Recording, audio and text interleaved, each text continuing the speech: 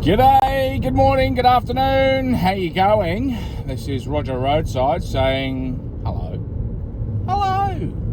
Listen, nice to have you stop by. Pull up a chair. Let's have a chat. What is going on with Manchester United? Surely, Man United. Listen, are we witnessing the absolute demise of a once great club as they descend into the possible depths of the various lower leagues of football? Could it ever happen? Is there a chance that we are witnessing the very beginning of that descent, and perhaps over the next 5 years their place in the English Premier League isn't necessarily as assured as what we've been led to believe over the last countless decades? Listen, it wouldn't be the first time that Manchester United dropped down a league or two, but it was quite some time ago. And look, even the thought of it, I know, seems quite foreign, and I know there's a lot of people that would just say, no, Roger, it's never going to happen. Manchester United is the biggest club in England, and they're going to be there forever, and they're going to win titles and win trophies. Listen, I think that they've been... You know when someone goes into a bit of a coma and their life signs start to dwindle, but the life signs are still there, but they're just starting to dwindle. And look, there might be some nights you go in and you read them a story, or you read them the newspaper, hoping that they'll just wake up. And maybe you try to scare them, you go, boo! And they don't wake up. And there might be some nights where, like, you see a little flicker of their eyebrow, or something like, along those lines. And so you might see little signs of life along the way. But then, inevitably, what happens is that person, if they're unlucky enough not to make it, they will go into a bit of a spiral and crash out. And I kind of believe that that's what we're starting to see now at Manchester United. The writing's been on the wall over the last decade. Ever since Fergie left, it's just been calamity after calamity after calamity. And I think more and more, I was surprised when Amorim went there, because, and I was also surprised when Ten Hag went there, because for me, even though the money might have been great, and even though the prestige of the club may have been really attractive, and to be that manager or that coach that goes to that club that hasn't seen success in so long, and to be that person who goes in there and steers the ship in the right direction and takes them to that promised land, would mean that you would forever be a legend of that prestigious club. And I know that the chase for that, from a manager's perspective, is probably quite an alluring one. However, I think, as we've sort of seen time and time again, and year after year, it's literally a graveyard for coaches. It's a graveyard for managers. It's where managers go to essentially end their career, or at least put it on some sort of hiatus. Amorim was promised 3 years. All the communication and all the information that was coming out of the club at the time of his appointment was, we're going to stick with him. We know it's going to be a long journey. We're in it for another 3 years, and we expect that at that 3 years we'll be in a much better place. And they gave him 18 months. He had one transfer period. It just doesn't make sense. The owners, the boards, they just seem to be at odds with, if there's a logical path to success, they just seem to be doing everything possible to go in the complete other direction, and it's just not working. I mean, yes, there's been a couple of times where there's been some very minor success, a couple of small tournament trophies. I think back in Mourinho's day, I think they won they won Europa League. I could be wrong.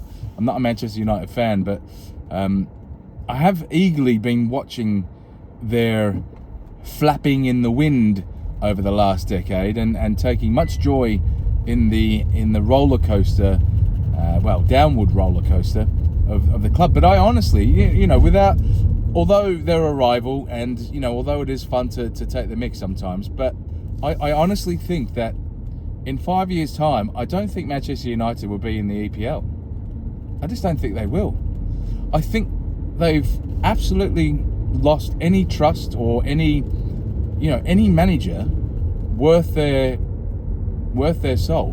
Why would you go there? And unless it's for the money, you're never going to be given money to spend on players. You're never going to be given the freedom to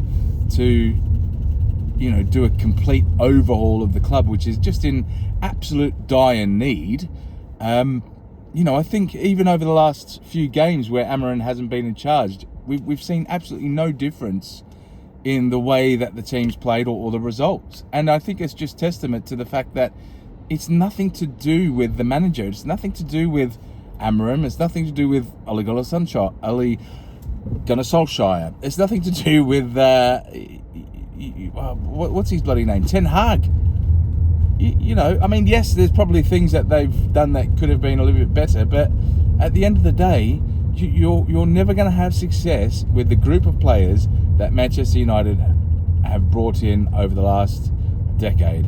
And there's definite driftwood and terrible players that have been, for some reason, bought and put on massive contracts and extended, and I don't know whether some of these players have got some sneaky Polaroids of maybe the owners and people who aren't their wives.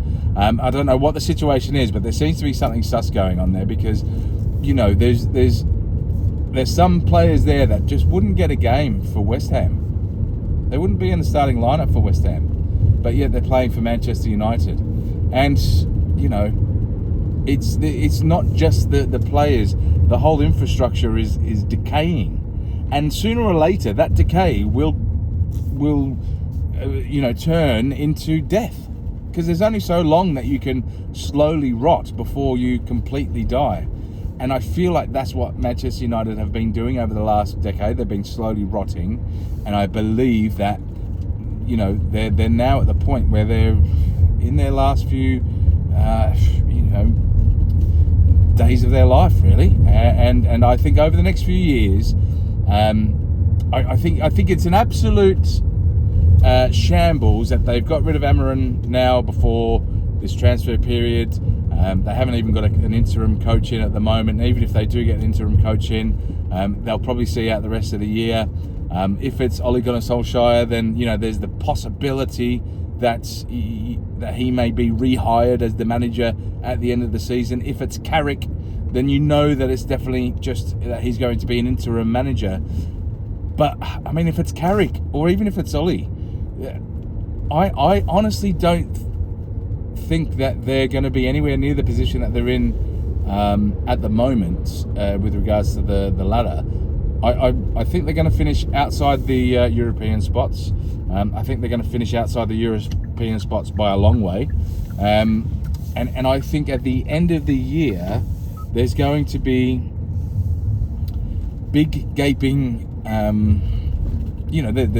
not going to have European football. They're again going to have limited money, because most of their players, they usually need to sell to buy. So, other than maybe Bruno, who really should have gone at the start of this season or before this season, if you're Manchester United, why you didn't facilitate that is beyond me. But he's another year older, and okay, yes, he's probably going to go to a Saudi club, but I don't think he's going to go for as much as what he would have gone at the start of this season. So you will get some money for Bruno. But are you going to get any money for a Maguire? Are you going to get any money for a Casemiro? Are you going to get any money for a even Mainu, who is really trailed off? And yes, he's a international, but even if I'm brutally honest with you, I never really.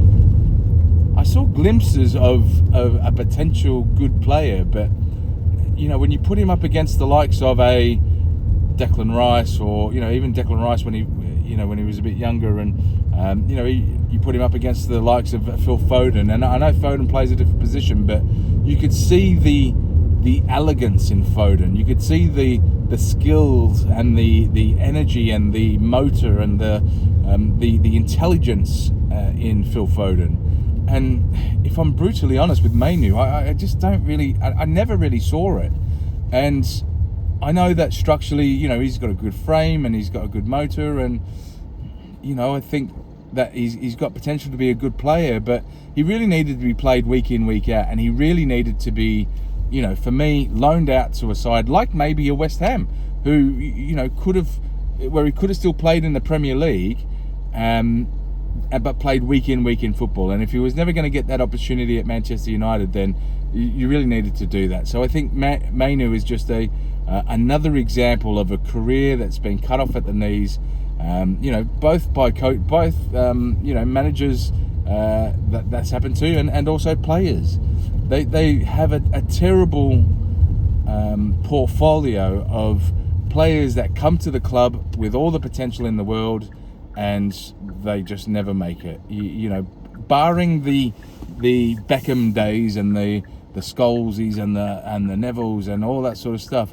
Name some players that have come through the academy and come through the youth and gone on to be some real superstars. Would you say Rashford? I mean, Rashford, he did hit some heights at some points, but he just sort of touched it. He was there for a little bit, and then he became really, really inconsistent. And I know he's had a semi-decent spell from all accounts, from what I've seen at Barcelona. But would you put Rashford in the same breath as a Beckham or a Scholesy or something like that? If the answer is no, then I guess even Rashford isn't someone who's come up through the ranks and gone on to be a star. I just don't know where they go from here, because I feel like the owners and the board have been squeezing the life out of Manchester United so much over the last decade, and it's been quite clear and apparent that was their game plan. And I just think that it's just so long that they can do that until, it's as brutal as it sounds, and apologies for being this macabre, but I mean, you can only look, I'm not even going to say it, but I mean, look, if I don't know a good way of saying it, but there's only so much you can keep squeezing the tap to try and turn it off and restrict the flow coming out before it just stops coming out, and it just doesn't work. Hopefully, I mean that I think they've been suffocating the club so much that at some point it is just going to give up, and I think we're seeing the start of that now. And I envisage. I know they're in not a bad position at the moment. They're only a few points off, the top six and this, that, and the other. But I mean, strike a light. I strongly predict that they'll be definitely outside of European places this year. I strongly predict that with the chaos and the anarchy with all the managers that they've had over the last 6-7 years. And the fact that it's been a dying ground, I don't see any managers of great note going there and being excited about that project anymore. And they'll know that they won't be given any money. They'll know that they won't be able to put their own stamp on it. Really, they'll know that they're even though the club might say that they'll get their support, surely you would have to see that is just not going to be the case. So why would you go there? So I don't know. That's my feelings. I know it's might sound silly, and I know it might sound like I'm taking the mick. I'm not taking the mick. I seriously think that Manchester United will be relegated from the Premier League within the next 5 years. At some point in time within the next 5 years, Manchester United will be relegated. The world will turn, and I just don't see a path to success for them out of the hole that they've continued to dig over the last decade. Maybe 5 years ago there was a bit of, if you'd got someone in and you gave them actual proper backing and budget and the ability to clear the deadwood, then things may have been different. But for the position that they're in at the moment, I think a lot of people are sort of glossing over this because, maybe they're just used to it. Maybe it just seems like it's the thing to do. We've seen Chelsea fire their manager. We've seen other clubs fire their managers and stuff like that, and they just get back on the bandwagon. But, you look at a club like Chelsea. Chelsea have a great squad. They just haven't been gelling. There's a lot of differences between Chelsea and Manchester United. I don't get me wrong. I think Chelsea, unless they turn it around within the next couple of years, I don't think Chelsea are going to be, I think they're potentially going in the same direction as Manchester United. However, the difference is that their board or their owners are at least investing in the club. Manchester United's owners, when was the last, what did they invest? What did they get? Some new coasters for the cafeteria, Anyway, listen, what are your thoughts? Do you think it's ludicrous? Do you think it's a joke? Do you think that maybe they'll be relegated sooner? Do you think maybe they'll win a Premier League? What are your thoughts? Get your comments down below. Also, remember, we've got the subscriber challenge that by the 2nd of this month, trying to get to 50 subscribers. The 2nd of February this month is my birthday, so I'd like to have 50 friends by then, guys, if I could.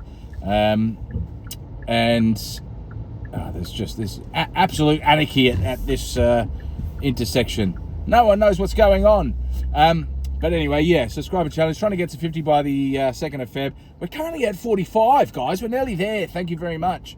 But it would mean the world to me. I really appreciate it. And thank you for all the support so far. Make sure you like and subscribe. And again, I would love to see your comments down below.